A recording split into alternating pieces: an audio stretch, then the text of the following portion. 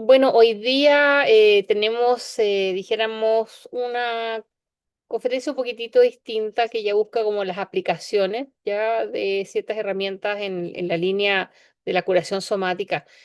La clase anterior tenía que ver como todas estas nuevas técnicas que van apareciendo en estos últimos tiempos y que va a depender de la especialización que tiene cada persona que participa en la formación, ¿no?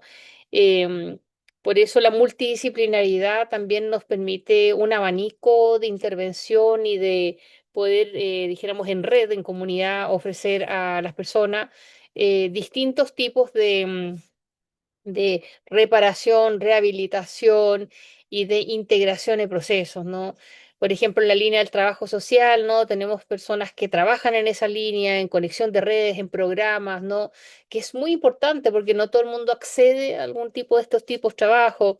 Tenemos terapeutas que ofrecen de repente, por ejemplo, lo que les comentaba ayer, esta persona que nos va a hacer clase de yoga sensible al trauma, que casi no hay nadie en Chile que hace eso. Nosotros vamos a tener los días sábado, parece, clases todos los sábados o cada 15 días, no sé cómo irá a decir la profe, que es Isabel, dijéramos, para poder decir a qué horarios, qué sé yo y todo, en lo que ella pueda, por supuesto, para que las personas puedan acceder a estas nuevas intervenciones ya que son nuevas y que en el fondo incorporan todo lo que hemos visto anteriormente. Y así, bueno, la verdad es que uno quisiera no estudiar tanto, pero al final uno tiene que estudiar mucho, permanentemente, y al final uno le toma el gusto porque sabe que en el fondo, más allá de que uno quisiera o no intervenir en mejor forma, es como por la complejidad y la profundidad que les comentaba ayer, ¿no? Por eso es tan importante el equipo multidisciplinario, por eso es tan importante, por ejemplo, que tengamos personas que se manejen en cosas más estructurales, ¿no? Físicas, o otras personas más estructurales, psicológico, etcétera. Cosa de que entre todos podamos como generar buenas prácticas y tener una comunidad que se nutre todo el tiempo, ¿no? Que está desarrollándose de la mejor forma posible. La verdad es que los contextos de alta vulnerabilidad son no solamente socioeconómicos, ¿no? Los contextos de alta vulnerabilidad pueden ser la fragilidad estructural de una persona, problemas en la familia, de violencia, o sea, hago referencia en esto como intervención en vulnerabilidad, hay que ver los contextos, por eso la palabra contexto acompaña a la vulnerabilidad, como el análisis del contexto, ¿no? La violencia intrafamiliar es un contexto traumatogénico, dijéramos, las residencias y todas las comunidades que tenemos terapéuticas de repente en infancia y adolescencia, también pueden ser espacios como traumatogénicos. Hospitalizaciones también muchas veces son traumatogénicas todo lo que viene también ahora con el cambio climático y la migración, que son estas poblaciones vulnerables extremadamente complejas porque tienen con cambios culturales, vienen con problemas de, dijéramos, por ejemplo, servicios básicos, etcétera. Es una alta complejidad. Como no todos nos gusta trabajar en lo mismo, vuelvo a lo mismo, que qué bueno que somos todos distintos y que todos colaboramos y nos hacemos mejores. Así que bueno, vamos.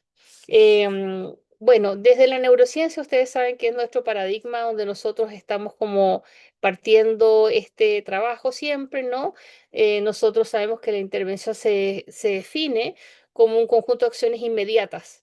¿Ya? Intervención en crisis inmediata, breve, focalizadas. ¿M? En nuestro caso, cuando son así como primeros auxilios psicológicos, por ejemplo, buscamos estabilizar el sistema nervioso de la persona que ha pasado por un potencial evento traumático, ¿ya? Porque no sabemos, acuérdense, o un estrés de alta intensidad, no una experiencia de peligro, no sabemos si la persona va a considerar esto traumático o no, pero sí el impacto de repente pasa por momentos que no estamos preparados y que son abrumadores, podrían significar algo traumático o de estrés traumático. No buscamos elaborar la interpretación del evento en ese momento, no estamos buscando interpretar nada, sino que regular. ¿no? Restablecer la sensación básica de seguridad y evitar que el trauma pueda de repente como elaborar y cronificar, ¿no? Contener, apoyar procesos naturales de autorregulación neurofisiológica. Nosotros no estamos forzando nada, estamos tratando de ayudar al cuerpo a que pueda ser resiliente, a que pueda tener una respuesta más adaptativa, ¿no? Por decirlo en términos como fisiológicos.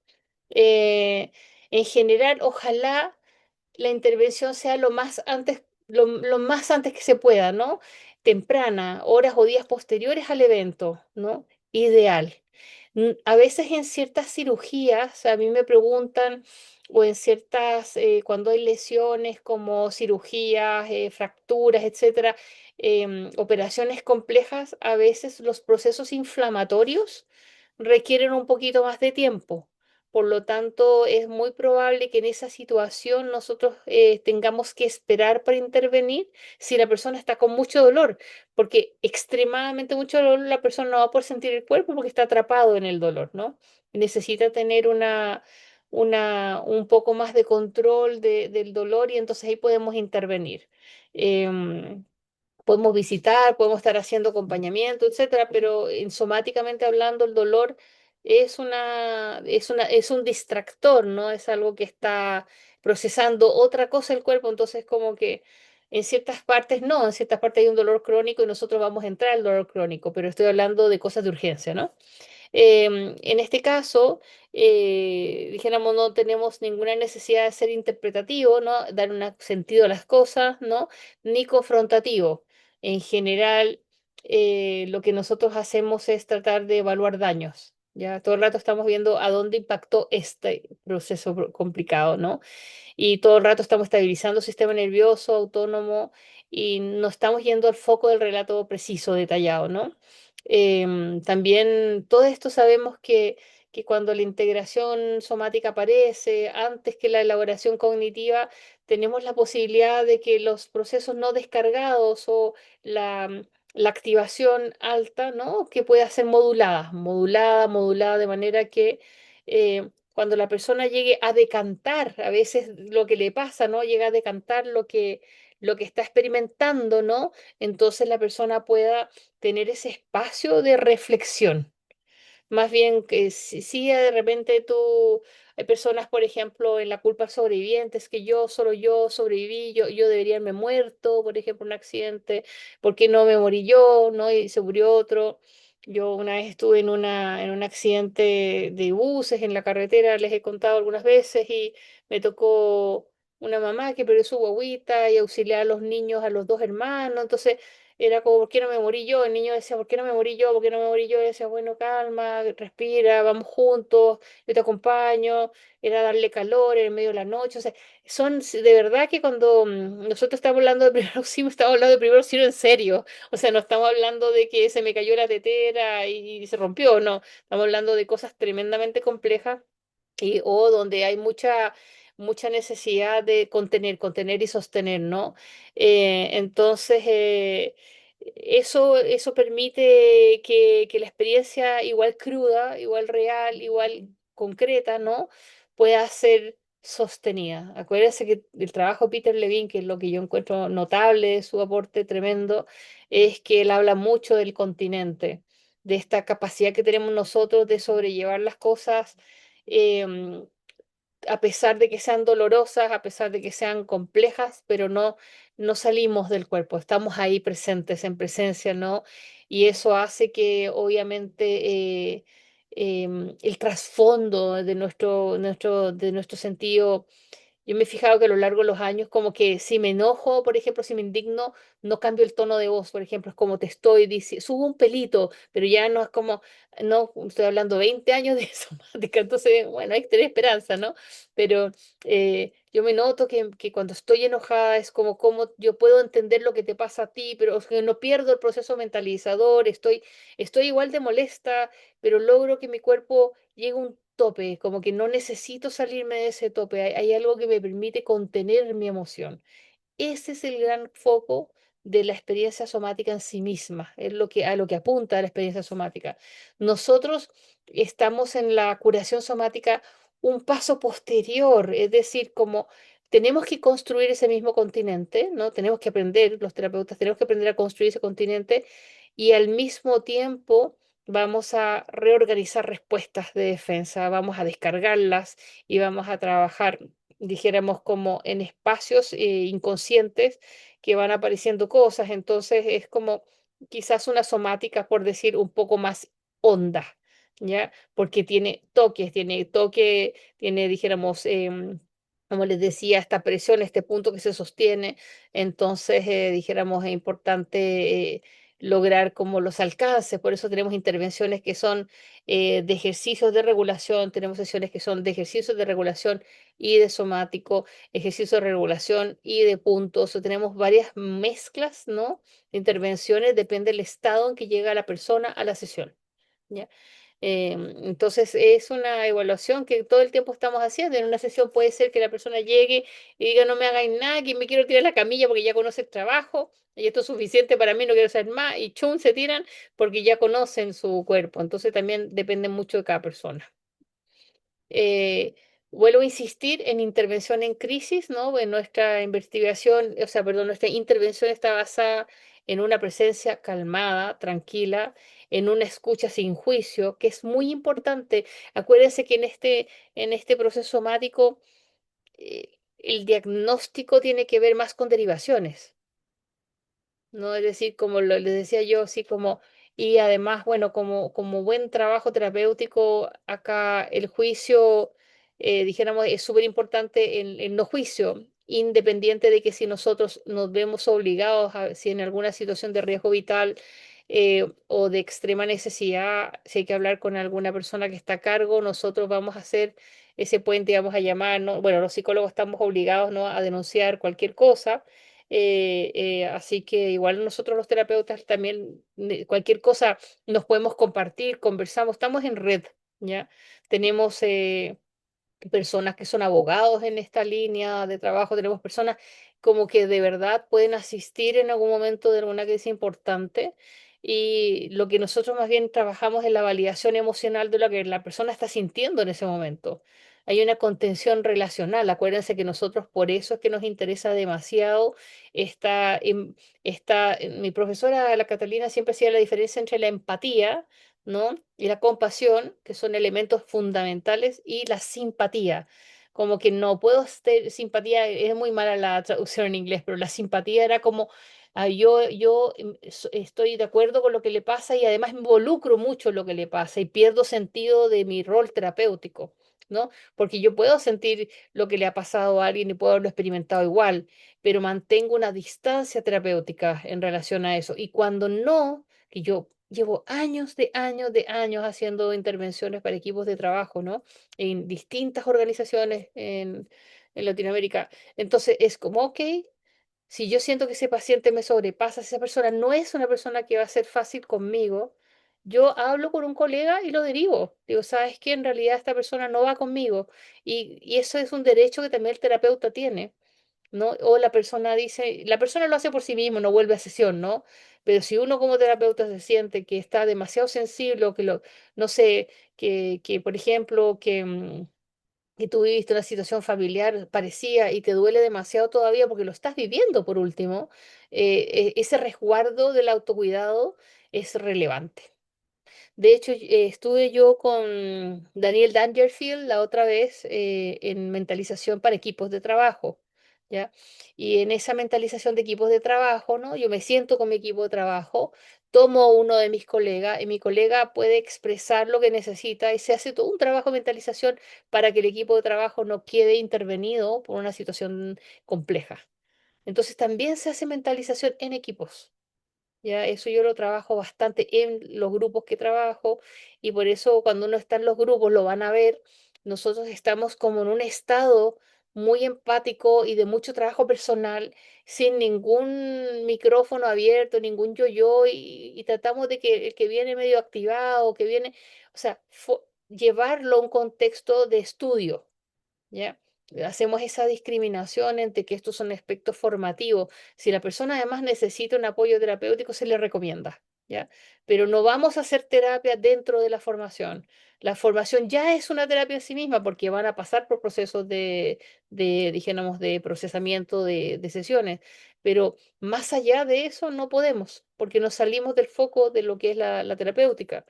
Y bueno, en realidad también lo práctico, lo concreto es esencial. O sea, como las divagaciones en este caso, en intervención en crisis, no son posibles. No podemos estar pensando en que, claro, porque tu mamá hace 20 años, si te quería o no te quería, bueno, no sé, no es el momento, ¿no?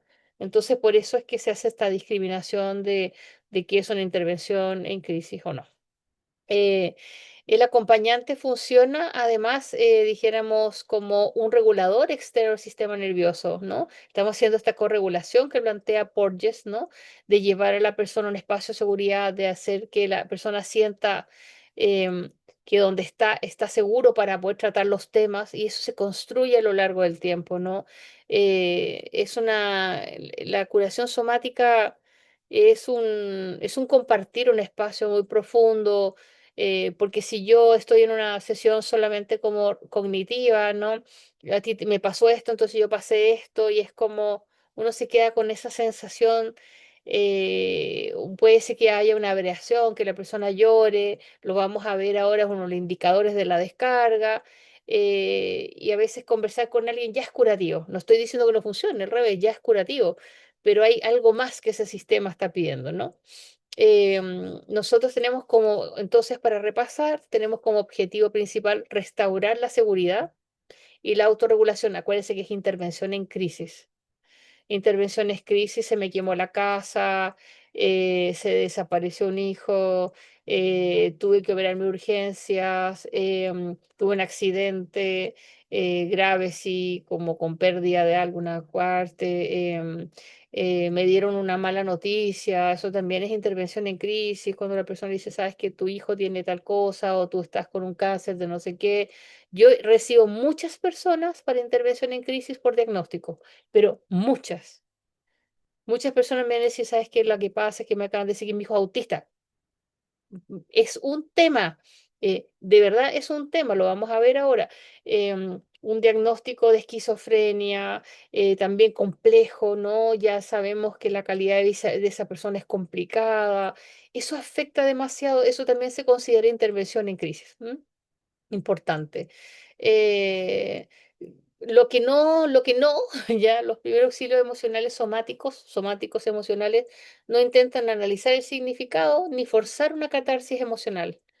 ¿Por qué?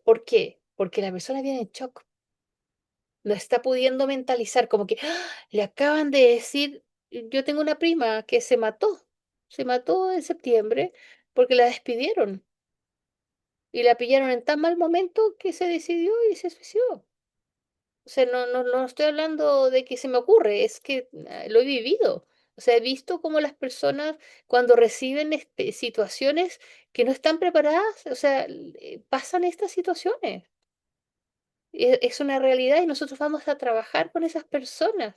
Entonces, no podemos forzar catarsis emocionales en el momento no es bueno. No sé, le dicen hay una española que es muy simpática de la experiencia somática que dice la caja de los rayos, la caja de Pandora, la caja de los truenos, le dice. O sea, no nos vamos a meter en la cajita de Pandora si no hemos tomado recursos y no estamos parados en nuestros 4 puntos del suelo para poder sostener una crisis tremenda, porque nosotros nos vamos a meter en un problema y el otro va a entrar en uno peor. Entonces, revivir el trauma o forzar catarsis emocionales porque creemos que eso descarga está fuera de nuestro foco. No digo que no se hagan en otras partes, está fuera de nuestro foco. ¿Ok? ¿Qué buscamos? Reducir la sobreestimulación. Eso lo tienen que anotar así en la mente. No nos interesa la sobreestimulación. Necesitamos que la persona baje el estimulación, que los pueda aprender a manejar. ¿Ya? La sobreestimulación apareció mucho después de las Torres Gemelas, ¿no? Después de las Torres Gemelas se hizo un estudio en Estados Unidos durante un año del impacto emocional que tuvo ver lo de las Torres Gemelas, pasar por los duelos de las personas, ver cómo lo sacaban de los escombros, ver el lugar destruido, porque quedó en medio de todo, ¿no? Durante mucho tiempo. Todo eso generó lo que se llama trauma vicario, que es por ver a lo que está sucediendo afuera, y muchas personas entraron en depresión, ¿no? Y en crisis profunda solo por el hecho, por ejemplo, de ver noticias sobre eso. Y eso se estudió, se hizo un estudio muy bueno de largo plazo y se decía, la sobreexposición, la sobreestimulación realmente hace mal, ¿ya? Entonces educamos mucho al paciente para que sepa cuáles son sus puntos vulnerables y que sepa entonces el mismo autorregularse, cuidarse, ¿no? Buscamos aumentar la sensación de apoyo y conexión social.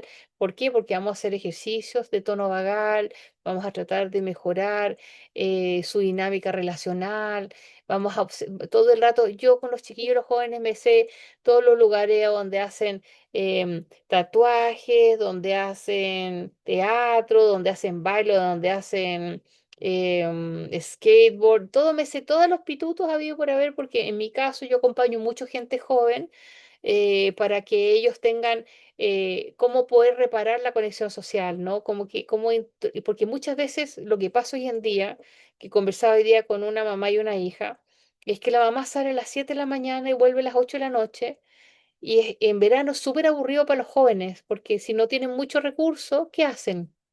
¿No? Entonces hay una crisis tremenda porque justamente es difícil manejarse en los tiempos, el cansancio de las personas, ¿no? Papás que trabajan mucho, etcétera. Entonces, nosotros nos convertimos en algún punto un acompañante de algunas actividades, depende el tipo de terapia que nosotros trabajamos, ¿no? Y nosotros somos sistémicos, o sea, traumaterapia sistémica. Nosotros estamos trabajando en grupo con familia. Entonces hay que conversar con el papá, oiga, porque como que usted no se hace un ratito, ahora mamá, oiga, pero usted el día tanto. Entonces que el curso de uñas, que el curso de costura, que el curso de teatro, que el curso de pintura, que el curso de foto, todo me lo sé. Entonces, porque realmente hay que tener un baúl de soluciones y que vamos probando. Y además, por otro lado, vamos viendo cómo el niño reacciona o el joven se integra en estos procesos, ¿ya? Y yo estoy hablando de varios casos que les puse para poder presentarles ideas más concretas, ¿ya? Bueno, obviamente que vamos a trabajar el grounding, ¿ya? Que me gusta la palabra, el arraigo corporal, ¿ya? Y vamos a trabajar con los recursos internos y externos, ¿no? Lo interesante, yo también trabajo algunas herramientas que les muestro, si depende de los casos que vamos supervisando, de la psicología positiva, ¿no? Que habla de las fortalezas de la persona. Y hay varios test que uno puede hacer online de la Universidad de Pensilvania, varios test donde nosotros le demostramos empíricamente al muchacho que viene con un listado, con el joven universitario, viene con un listado de sus cualidades, de sus virtudes, ¿no? Un análisis científico dijéramos, de estas posibilidades de recursos internos y externos que la persona pueda tener, que muchas veces llegan con el autoestima por el suelo, con mucho bullying, que es nuestro paciente típico, ¿no? Súper desorganizado, con una autoestima horrible, entonces los pobres no entienden ni cómo se llaman en ese momento. Entonces, bueno, desde la parte de la clínica funcional, en esta evaluación que nosotros, ¿no? Por eso les puse como ejemplos claritos, como para compartirles un poco, ¿no? Desde una perspectiva neurobiológica y somática, la evaluación en crisis, perdón, no es un diagnóstico ya, sino que es funcional y dinámica, ¿no? Preguntas claves. ¿En qué estado se encuentra la persona en su sistema nervioso? ¿Está parada frente a mí? ¿Está sentada? ¿Está quieta? ¿Se está comiendo las uñas? ¿Está mirando para el lado? ¿Está totalmente desarmado en el sillón? ¿Está, dijéramos, no me mira cuando me habla, ¿no? Muchas veces chequeamos si la persona está aquí en el tiempo, en el espacio, en la persona. Le preguntamos, puede sentir, por ejemplo, la sensación de su cuerpo? Cuénteme la interocepción. Puede establecer algún tipo de regulación si respiramos juntos, ¿no? Hago ejercicios con él. Yo les traje varias pautas acá. eh, Cómo podemos hacer estos ejercicios de regulación, cosa de que por lo menos, estamos en intervención en crisis, por lo menos la persona se vaya sostenida un poquito y con herramientas, con estrategias o con algún ciclo de trabajo, ¿no? Y muchas veces se lo podemos enseñar a los papás también, es bastante bueno cuando los papás asisten si es necesario, ¿no? Eh, y Lo que nos fijamos y que ya es más clínico, que es más complejo, de repente no es tan fácil, pero igual se puede aprender de a poco, es si la persona presenta signos de desorganización de la identidad, ¿no? Si me contesta raro, em, si me habla con claridad, si hila bien las ideas, No, sí, Sí, es un no voy a curso. estar al final. Ay, si dijéramos, tiene, está como en algún momento como que no puede hablar o está muy asustado, entonces siente que en algún momento le va a pasar algo más, o sea, ver los niveles de activación y si hay algo de realidad o está más bien en la psicosis o en la paranoia, ¿no? Em, Siempre igual yo les recomiendo, aunque no todo el mundo le gusta, pero es bueno conocer los manuales de psiquiatría o buscar ahora que es todo tan fácil con ChatGPT o con DeepSeek, con lo que usted trabaje, inteligencia artificial, tener los criterios básicos de, no, sobre todo si se va a meter en casos más complejos, yo les recomiendo que sepan como las características del DSM-5, el CIE-11, ¿no? Yo se las voy a poner de todas maneras un poquito, pero es importante porque les puede dar una idea ordenada de cómo intervenir. Em, entonces, ¿qué queremos de qué nos preocupamos? De lo posible, cuidar de que la persona no quede ni hiperactivada, ya que esté pánico, rabia, ansiedad extrema, o ni hipoactivada, en shock, congelamiento, disociación. O sea, tratamos de que la persona salga, nosotros que nos quedemos con la idea, ¿no? De que la persona más o menos o requiere una ayuda y hay que derivarla a pedirle a la familia que la venga a buscar, qué sé yo y todo. A mí no me ha tocado mucho porque las personas que están en esas condiciones en general no van a sesión, pero en sesión hay personas que en verdad se abren y te dicen, sabes que en realidad he estado tratando de suicidarme, no sé, estos últimos 3, 4 días y no me ha resultado, entonces yo sé que me tengo que parar a esa altura del partido y decirle, sabes que en realidad es demasiado importante lo que tú tienes que decirme, entonces vamos a hablar en este momento, vamos a llamar que venga tu mamá o venga tu papá aquí frente mío. Me ha tocado muchas veces y tomar pautas como con la, no sé, no podemos quedarnos en esos umbrales, ¿ya? Eso es sumamente, y es muy común, es muy común. El suicidio, ustedes saben, ahora en Chile el suicidio está súper disparado, em, porque hay mucha complejidad y en realidad nosotros nos vamos a topar con esas situaciones como la previa, ¿no? Entonces tenemos que tener ese cuidado. eh, las pausas en el relato, el grounding, el contacto corporal, dijéramos que es poner una mano en el hombro a veces, qué sé yo, mantener dentro de la ventana de tolerancia, ¿no? Algunas cositas muy simples podemos hacer como para paremos un minuto y decidamos qué vamos a hacer en la intervención en crisis, ¿no? Porque nosotros somos con el punto de pivote, vamos a ir, recibimos a alguien y tenemos que ver para dónde va. Entonces, también hacer esta aclaración, ¿no? No todas las personas responden igual, ¿ya? Se puede presentar respuestas de shock, disociación, respuestas ansiosas, hiperactivadas, respuestas depresivas, reactivación de traumas antiguos. También les puede tocar personas que se conectan con cosas antiguas, ¿no? Em, respuestas específicas en niños, ¿no? En niños es más complicado, por eso en general lo que se dicen curación somática los niños es como lo último que uno trabaja. ¿Por qué? Porque tienes que tener otras habilidades también que te va a pedir el niño. O tener ciertas condiciones específicas que también las puse acá. Esto implica entonces una evaluación clínica, funcional, no diagnóstica, como les decía, ¿no? Y aquí están las preguntas, ¿no? ¿Cómo puedes conectar con otros? ¿Te sientes raro, disociado, confuso, hiperalerta?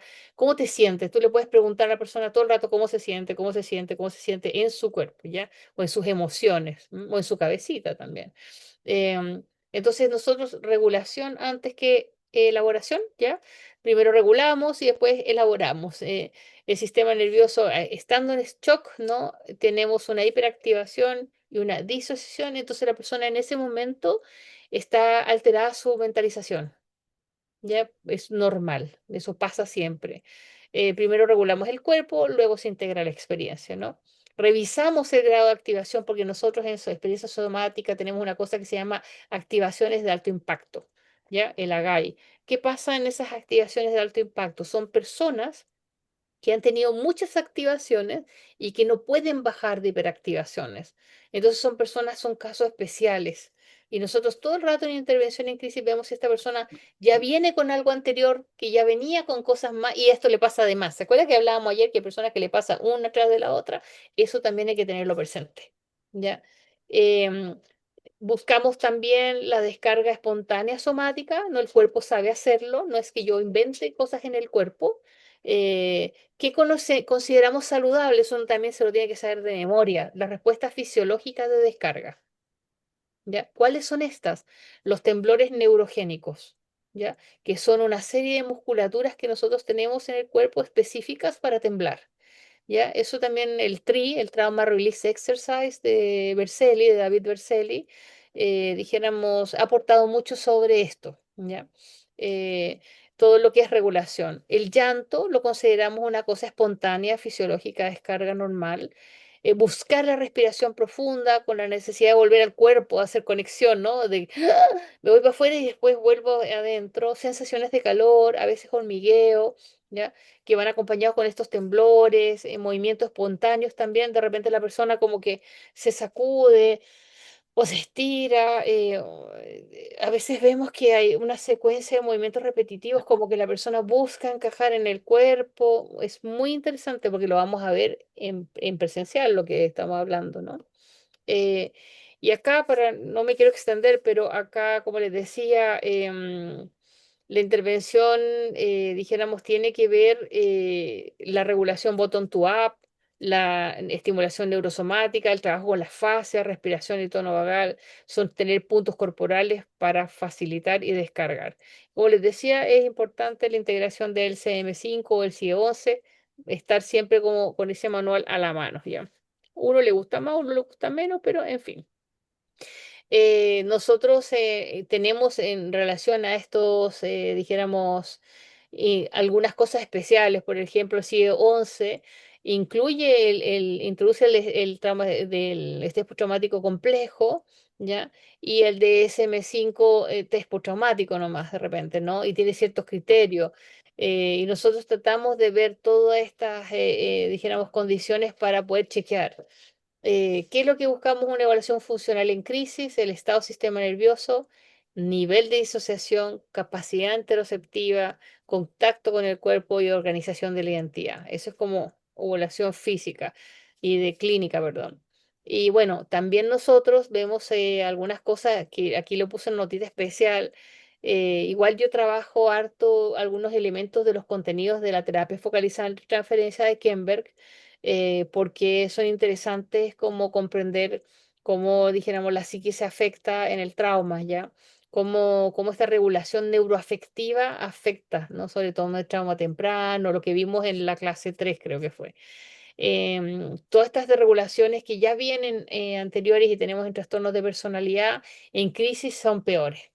¿Ya? La persona es mucho más vulnerable, mucho más vulnerable.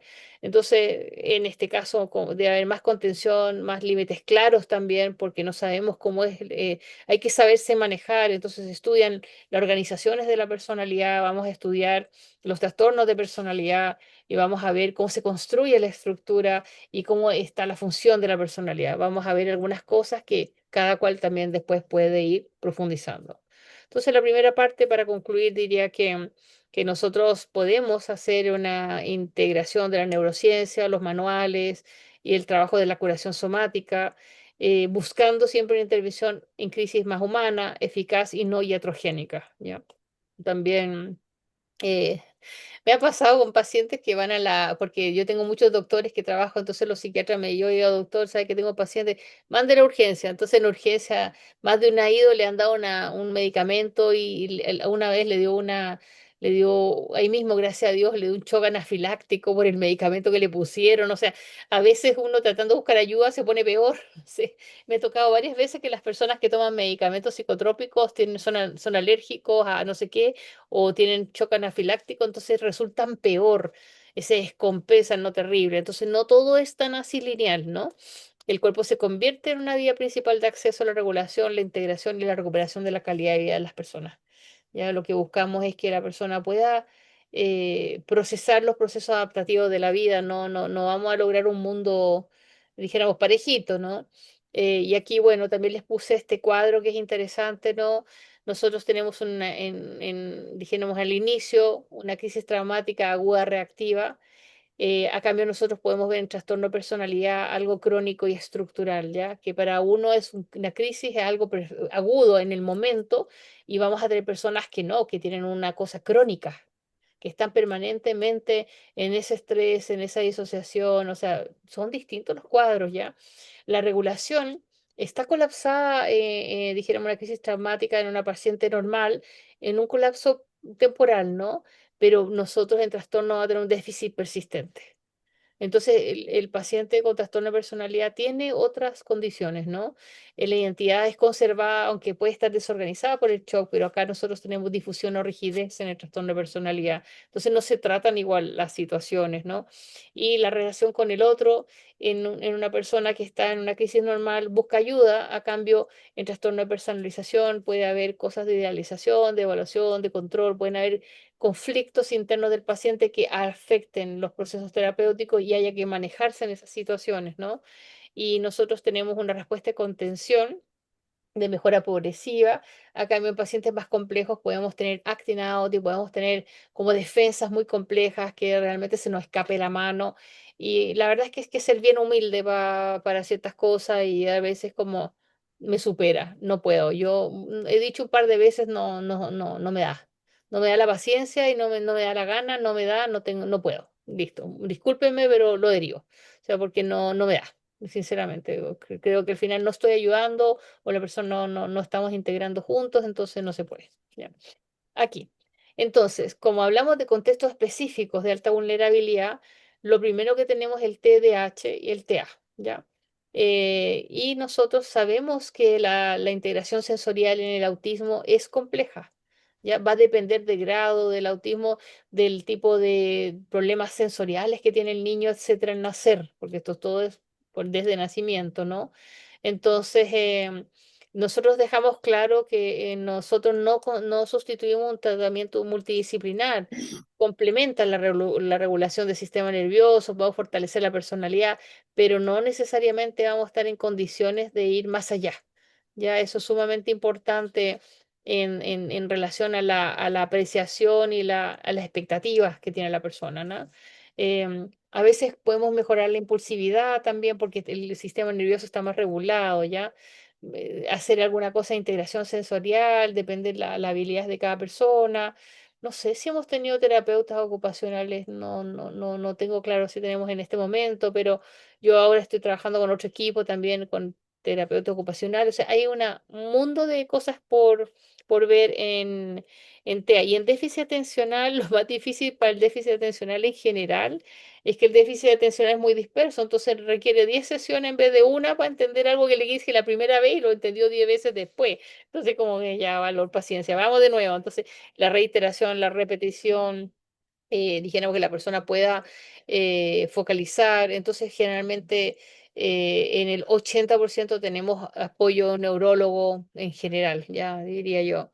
En trastorno bipolar y ansiedad severa, que yo tengo bastante gente derivada en esa línea, nosotros hablamos mucho de activación y colapso, ¿no? Cómo puede la persona respirar mejor, meterse a la ducha, tomarse un tecito, o sea, hay cosas que de repente es como, sabe que vaya, pegues un bañito, cálmese un rato, o sea, vamos viendo lo que la persona puede hacer. ¿Ya? Y le podemos enseñar ciertos puntos para que la persona pueda hacerse sus puntos de primeros auxilios. Lo vamos a ver ahí. Y también está el trabajo de Levin, ¿no? Del toque, el autotoque, que él hace mucho estos ejercicios como para que la persona pueda volver un poco al centro. No tratamos a la persona cuando está ciclando en forma negativa, o sea, cuando la persona está muy descompensada, obviamente que no. Trabajamos en cuando están estabilizados estos pacientes, ¿ya? Y en ansiedad severa y en crisis de pánico, en general, las personas que llegan, más bien lo que buscan es poder darse cuenta antes de entrar a la crisis. ¿Ya? Entonces uno trabaja como la regulación previa para no entrar en la crisis. Y bueno, y acá nosotros tenemos acá hoy en día, que no se da tanto en Chile, pero sí, dijéramos, hay el tema de los migrantes, ¿no? De para el migrante hay un trauma acumulativo, ¿no? Hay duelo migratorio, hay pérdida de redes, hay incertidumbre legal, ¿ya? Muchas personas tienen problemas de sueño, hay hipervigilancia crónica, activación sostenida, simpática. Acuérdense, cuando estamos muy hiperalerta, tomamos mucho, fumamos mucho, comemos mucho, nos pasa bastante. Y nosotros trabajamos mucho con los pies, la pelvis, ¿no? Nervio vago, reconstruir la seguridad neuroceptiva en un nuevo contexto, ¿no? Volvemos al contexto. Em, También podemos trabajar una integración cultural desde el cuerpo, reconocer gestos, ritmos, espacios seguros. eh, También usamos mucho el humor, que es uno de los recursos más importantes, diría yo, en las clínicas. O sea, como ya, bueno, tratemos de como mantener un diálogo también, ¿no? Acompañar el proceso de construcción de redes que les decía, ¿no? Terapeuta en línea en trabajo social, intervención en clínica, etcétera, ¿no? Lo que se va necesitando. Y acá, dijéramos, como pensando lo que les decía, en este trauma médico postquirúrgico, las preparaciones pre y post intervención son muy importantes, las prácticas de respiración, las sensaciones en el cuerpo. A veces usamos también visualizaciones, trabajamos mucho la amígdala, en como el cuerpo no distingue, ¿no? Perdón, el cerebro no distingue entre realidad e imaginación. Hay varios recursos amigdalianos que se ocupan para reprogramar la amígdala, y también trabajamos en los puntos debajo de las clavículas también, que hay un punto bien sensible en esta zona de las clavículas. O sea, cosas que sean fáciles de que la persona pueda tomar en cualquier momento que pueda.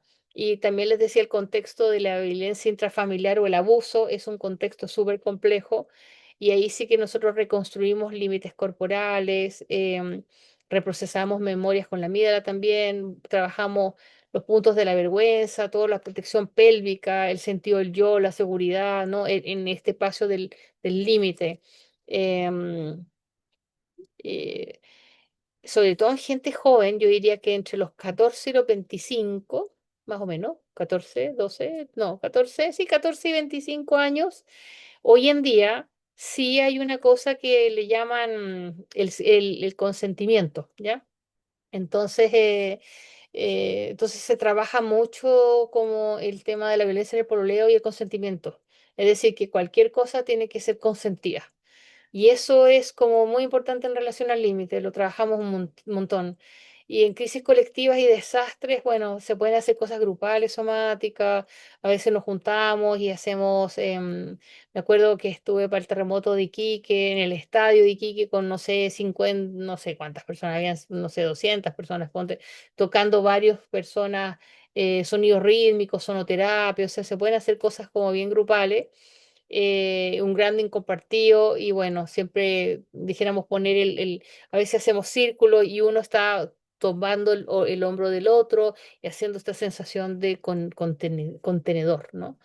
Entonces va a depender el ambiente donde usted está trabajando y el momento de la crisis, lo que puede hacer. Y acá les puse algunos ejemplos como muy sencillitos, pero que más o menos para que vayamos viendo. eh, Nosotros lo primero que hacemos, por ejemplo, si es un niño TEA grado 1, no grado 2, como una persona que está con un Asperger, que se decía antiguamente, o que tiene algunos problemas de socialización o de control, ¿no? Buscamos, sobre todo en niños más grandes, de 14 en adelante, como mentalizar, como que trabaje en el sentido de realidad, la corporalización de las sensaciones, los puntos de primer auxilio, trabajar las vísceras, regulación a través de ejercicio nervio vago. Por experiencia personal, que yo he trabajado muchos años en esto, eh, yo todavía no tengo la respuesta, para ser sincera, pero yo he trabajado con muchos niños que se trabajan mucho las vísceras. El doctor Stephen Porges tiene su hijo con autismo, ¿ya? Entonces, él siempre ha recomendado mucho el canto, el trabajo con las vísceras, nervio vago ventral, ¿ya? Muy importante. Entonces, buscamos que, en el fondo, autorregulación, ¿no? Capacidad de solicitar espacio en calma, mejorar sus relaciones, ¿no? Eh, a veces, dijéramos, tenía esta niña que a los 16 años la diagnosticaron de TEA, pero en realidad yo la estaba viendo a ella desde los 9 años más o menos, porque ella daba 50 vueltas alrededor del escritorio del colegio y la profesora estaba loca. Entonces, al principio pensábamos que era un TDAH, pero ya alrededor de los 14 años, ya 16, ya se veía que había como rasgos de autismo, y ella venía por periodos. Entonces, en general también los pacientes no están obligados a dijéramos, a una secuencialización tan exigida, sino que por lo menos en la línea que yo trato de trabajar es que la persona, el niño o el joven, sienta cuando requiere. Entonces, cada cierto tiempo aparecen. Yo le digo, ay, qué bueno que te voy a ver, aunque sea malo que te vaya a ver. Es como, no, la idea es que vayan y vengan en este proceso y ojalá que aprendan. Y en general los niños piden la hora a ellos, mamá, sabes que yo voy a hablar con la Marian porque quiero verlos. O sea, me siento mejor. Entonces, los niños y los jóvenes como que se hacen cargo de sus situaciones y eso vale mucho, ¿ya? Vale muchísimo poder tener esa opción. Y lo que buscamos es que a lo largo de su proceso de desarrollo de personalidad, ésta pueda tener más posibilidades de no ser tan alterada por ciertas pautas del neurodesarrollo, ¿ya? En el caso del Nico, era súper inquieto, tenía una pésima baja autoestima, llegó en cuarto medio, estaba súper pensando que era el tonto de la clase y en realidad hicimos mucho coordinaciones con el colegio, rutinas de apoyo, integración en la familia, o sea, finalmente él hoy día tiene dos profesiones, le va súper bien, pero pasó hasta los 18 años todo un tema de desarraigo emocional consigo mismo, porque como que en el colegio estuvo, no había caso, ¿no? Entonces, todo eso se trabaja también, va a depender obviamente de la voluntad del terapeuta y del nivel de trabajo que pueda tener. Así que nosotros tratamos de que, les vuelvo a repetir, de esta cosa multidisciplinaria. Y para nosotros, principios de la intervención, el cuerpo como primer lenguaje, acuérdense que vamos bottom to up, regulación antes de verbalización, personalización de los puntos según el perfil sensorial y emocional, o sea, ustedes van a ver que hay un diagnóstico para poder elegir qué puntos tocar, hay un diagnóstico diferencial, además, si tenemos que derivar, y hay una evaluación de posibles traumas, ¿no? Todo el rato estamos chan, chan, chan, chan, chan en estas tres ejes, ¿no?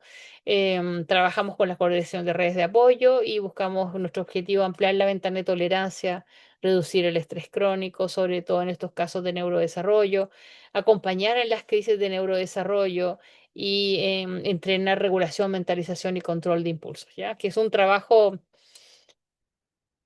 más o menos unos 10 años, como que se hagan una idea. Yo generalmente estos chiquillos los agarro a los 8 los 10 años, que ya están un poquito más maduros y vienen a estimulación con los puntos y me soportan de los 10 años hasta los 15 y de ahí ellos tienen ese cambio de la edad súper interesante, entonces ya vienen como es que no sé hablar, no sé qué decir, no sé qué, en realidad que nos pasa a todos, no solo a ellos, pero a ellos se les hace más difícil y entonces ocurren esas, dijéramos, intervenciones un poquito más desarrolladas.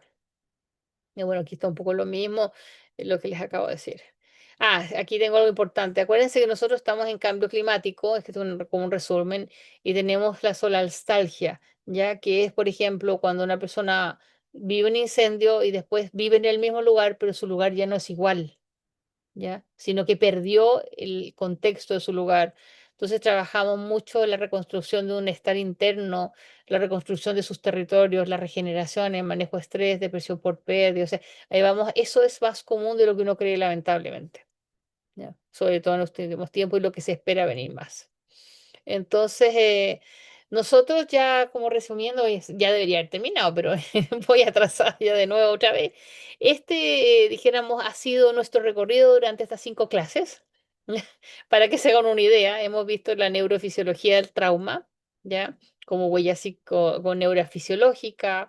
Hemos visto esta triada cerebral, ¿no? Amígdala, hipocampo, corteza prefrontal, fundamental.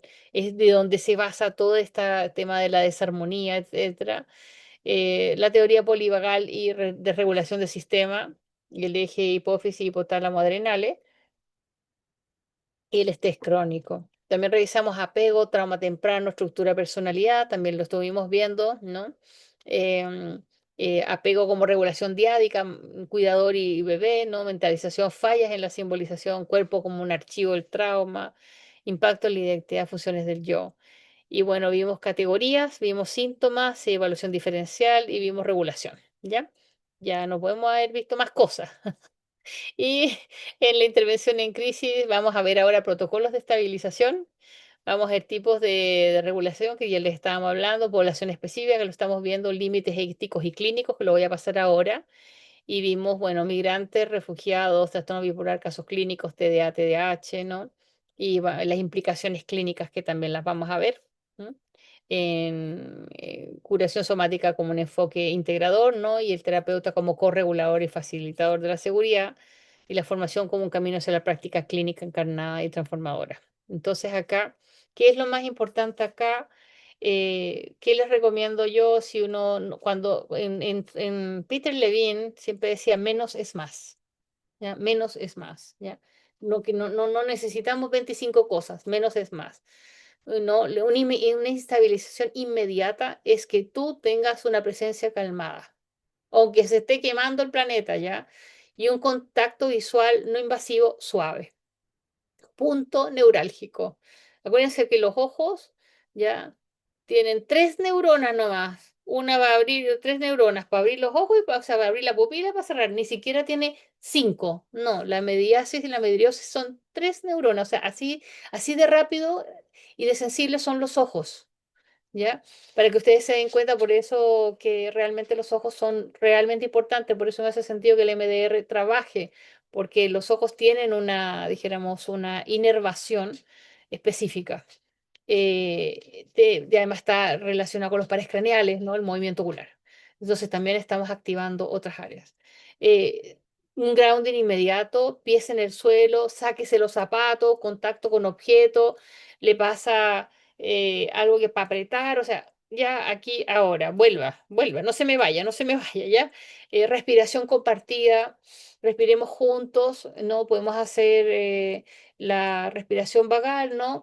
Ingresamos por la nariz y exhalamos por la boca, ¿no? 28 respiraciones, ya está mapeado que 28 respiraciones vagales abren el nivel de oxígeno en el cerebro y bajan, ¿ya? Eh, Toque seguro si es consentido en los hombros y a veces mi profesora Catalina se sacaba los zapatos y le pedía permiso a la persona y ponía sus pies sobre los pies de la persona. Aquí, como vuelva, no se me vaya, ¿no? Y bueno, secuencias de toques, ¿no? Peter tiene las secuencias de toque, la cabeza en el pecho en la nuca, ¿no? El pecho y el abdomen. Son los puntos de autotoques, ¿no? De Peter Levine. Entonces, y así, bueno, también tienen el de mariposa, de Gina Ross, que se ha hecho bien conocido también, ¿no? Y también este de poner la mano debajo de la axila, ¿no? Y sostener tu cuerpo para autocontención. Son como, realmente uno dice, ay, pero qué fácil, pero de verdad funcionan y realmente tiene una lógica lo que se está haciendo. No necesitamos más, menos es más en una intervención, en un protocolo como 1, 2, 3 rápido. ¿Ya? También sacar la lengua, ¿no? Girarla a un lado para el otro. También es regulación del nervio vago automática, automática. Saca la lengua y déjala fuera lo más que puedas. Luego para un lado, luego para el otro. Hay muchos ejercicios que son muy sencillos, pero que son súper efectivos. Si nosotros quisiéramos técnicas específicas en el tipo de regulación, ya cuando tenemos una hiperactivación simpática que está más bien hacia el pánico, la ira, ¿no? Respiración abdominal guiada de contacto visual. Respiremos con la guatita, bajemos, siempre estamos bajando la activación, bajando. Acuérdense que la inervación entérica de las vísceras es vago ventral. Me voy a bajar, ¿no? Movimiento de empuje contra la pared, sintiendo el cuerpo y los pies firmes en el suelo para traerlo al cuerpo, que no se vaya, ¿ya? Y muy del DBT, frío en el rostro, un hielito, la agüita en las muñecas, ¿no? Que son estas terapias, estas como intervenciones que hacen en el DBT. Eh, Cuando tenemos un colapso dorsal, ya desconexión, ya como casi como que me estoy desmayando, disociado, ¿no? Ahí vuelvo a pedir permiso a tocar la mano, tocar los pies, ¿no? Como le decía, colocar los pies sobre el paciente, mecerse, ¿ya? Mecerse, obligas a la persona suavemente ir hacia adelante o hacia atrás, ¿no? Siempre estando correctamente sentados y bien sostenidos. Pero la persona no se te va a desmayar ahí mismo. Sonidos graves y lentos, como tiene Peter Levine del bu, ¿no? Como estas cosas tibetanas que salen de adentro, guturales, ¿no? Activan toda la vía parasimpática. ¿M? Entonces, y cuando tenemos algo más caótico, ya algo hiper hipo y que va disvariando, ¿no?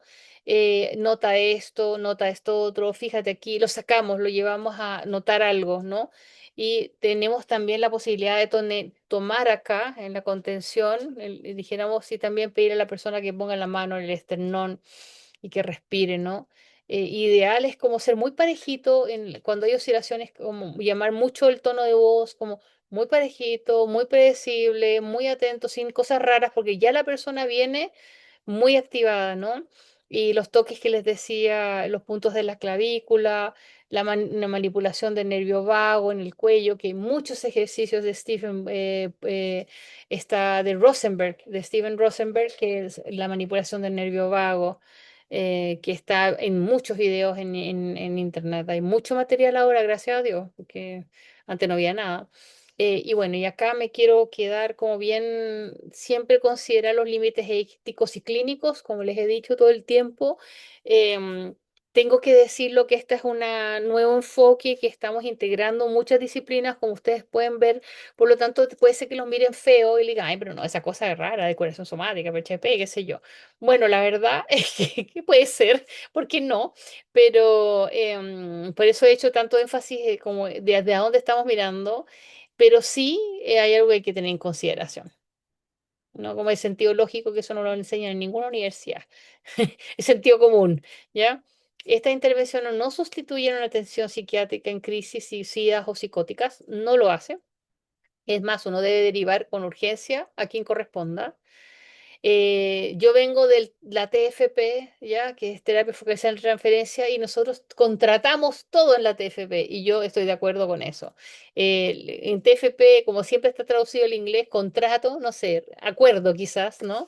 Pero un acuerdo de contrato, un acuerdo de trabajo terapéutico, ¿ya? Donde se considera un consentimiento explícito y continuo para contacto físico en relación a lo terapéutico, porque le voy a tener que tocar puntos, vamos a poner la mano en el hombro o en los pies, o sea, ¿me entiende? Hay que tener eso resguardo, es importante.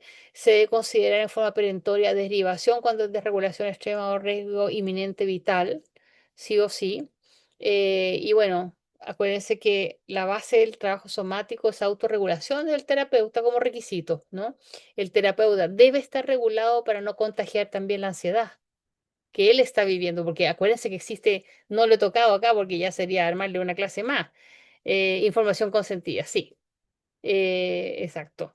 Sino que, ay, se me fue, estaba pensando en dónde leí, se me fue. Bueno, ya no me acuerdo qué les estaba diciendo, pero em, Lili, ¿tú te acuerdas? Ya me La perdí. autorregulación del terapeuta, estabas Ok, hablando. sí, sí. Acuérdense que existe la transferencia y la contratransferencia, ¿no? Y que realmente muchas veces yo estoy súper bien y la persona llega súper mal. ¿Ya? Y si yo no estoy como consciente de la contratransferencia, de qué pasa cuando él viene mal y yo lo siento, porque yo percibo aquello como contratransferencia, mi contratransferencia tiene que estar regulada. Entonces tengo que ser consciente de que es displacentero. Y a mí me pasa mucho porque uno ya está acostumbrado, ¿no? Yo me paro al lado de alguien, es como, ya, siento sensaciones, ¿no? Como ya, ok. Y es como, también uno se acostumbra como, ok. Eso es lo de él, no es lo mío, ¿no? ¿Cómo voy a contratransferenciar aquello que yo estoy recibiendo? Acuérdense que en el axioma de la comunicación, usted lo sabe, todo es comunicación. Hasta no comunicar representa no comunicación. Entonces, tenemos que tener claro eso. Entonces, va a haber que trabajar mucho la transferencia y la contratransferencia, ¿no? Para no ir a los acting out. Entonces, en atención a menores, siempre, siempre, siempre las intervenciones somáticas son acompañadas, pero siempre de un adulto presente y responsable. No, no sé si todo el mundo vaya a trabajar, la gente que nosotros tenemos, algunas personas como bien capacitadas para trabajar con niños y jóvenes, pero siempre, hasta los 14 15 años, yo tengo a la papá, a la mamá, o a la tía, o a la abuelita, o al sobrino ahí sentado al lado mío en la intervención, ¿ya? Y bueno, obviamente no forzar la conexión corporal si hay disociación extrema, porque la persona se va a sentir inútil. Es que no puedo sentir y tú lo tratas, insistes. No, las cosas van a llegar a su tiempo. Saber cuándo pasar a un enfoque verbal si lo somático incrementa la desregulación. Porque a lo mejor la persona llega a una sesión somática, yo quiero hacer una sesión somática, pero empieza a sentir y se siente peor. Entonces hay que trabajar antes recursos. Eso es un detalle muy interesante que hay que tenerlo en cuenta, en verdad. Y bueno, ¿por qué este enfoque cambia el paradigma en la intervención en crisis? Porque no patologiza la respuesta a sobrevivencia,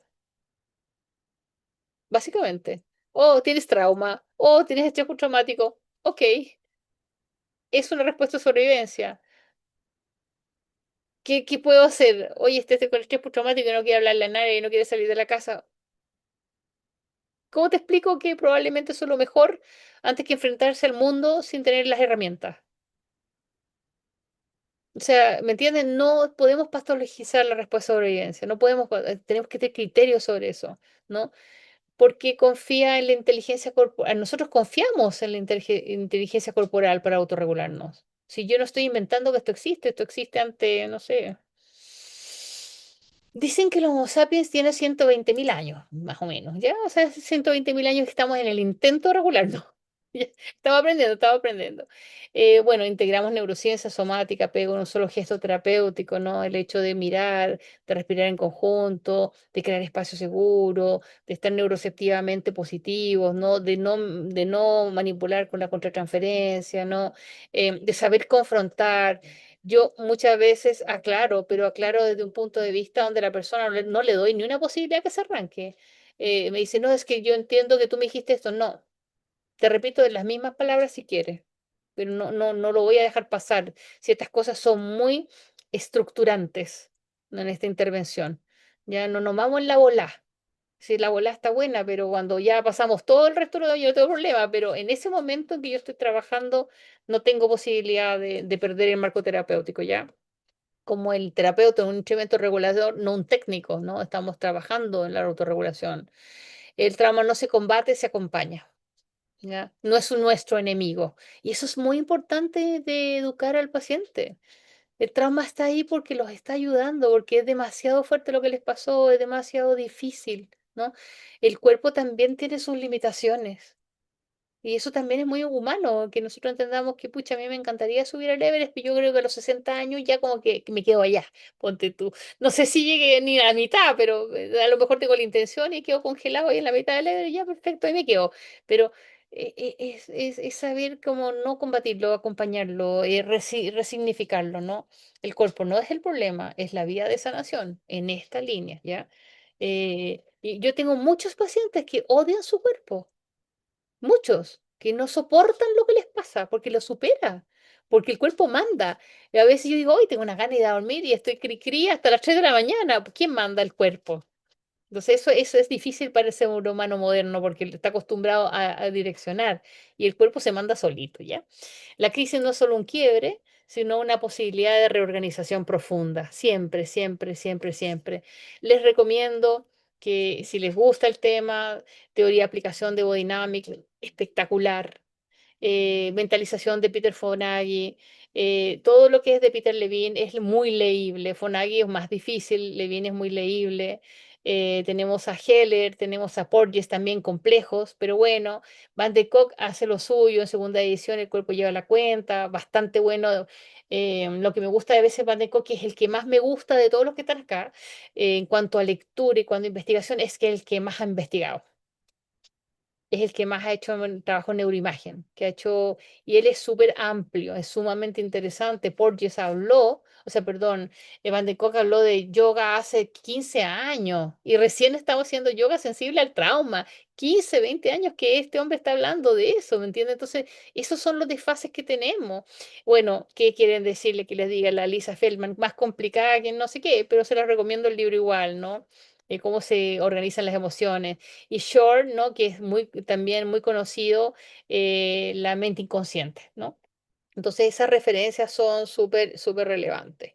Y bueno, ya, si Dios quiere, pasado mañana empezamos. Las formaciones están profundamente invitados. La formación es en Santiago, en Concepción, ¿ya? Y si hay algún interés, ese es el teléfono de la persona que está dando la información o esa es la página web donde nosotros tenemos el brochure y toda la información.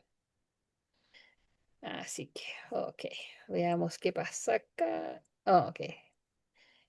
Me atrasé en 5 minutos, pero bueno, si alguien tiene ganas de compartir algo o hacer algún comentario, eh, yo no tengo... gracias, Fran. Gracias. La Fran va, claro, ella es terapeuta y trabaja también coaching. Es bien, hace muchos años que nos conocemos con la Fran. Yo creo que cuánto ya, hace unos 18 años, yo creo. Y es un 18. agrado, claro, es un agrado poder tenerla a ella, que es una persona maravillosa. Así que no sé si tienen alguna duda, cualquier cosa. Muchas gracias por haber asistido. No sé si tienen algún comentario, pero no, nos vamos viendo con la Ceci, con la Fran. Ahí vamos viendo. Lilian, cuéntame. Liliana, ¿querías decir ¿A algo? qué hora es el domingo? El domingo estamos a las 10 de la mañana. A las 10. Sí, De acuerdo, gracias. siempre de 10 No a... la había puesto Sí, ahora. no hay ningún problema. Ok. Así que nos vemos. Muchas gracias por todo. Que tengan muy, muy buenas noches. Y bueno, como siempre, va Muchas a quedar gracias a grabada ti. en la página web. ¿M? Va a quedar grabado en Muchas gracias a ti. No, encantada. Mucho gusto para todos y espero que nos veamos. Un abrazo. Gracias, Gracias, buenas María. noches. Hasta el domingo. Chao, hasta el Gracias. domingo, Hasta el chao. domingo.